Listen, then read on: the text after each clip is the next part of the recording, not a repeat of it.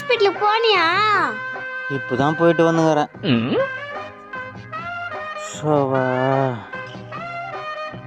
சரி, டாக்டர் என்ன சொன்னாங்க?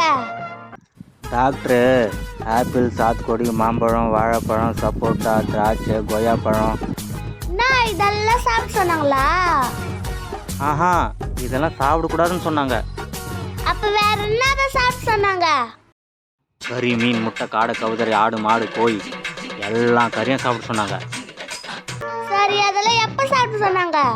இப்போ கூட சட்டி கறி இருந்தா போதும், சாப்பிடுவேன். சரி, அப்ப எல்லா கறியுமே சாப்பிட சொன்னாங்களா?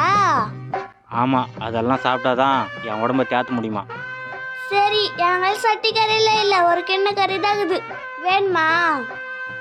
ஆ, கிண்ணங்கறியா? அதுவே போதும், சீக்கிரமா எத்தனை வா.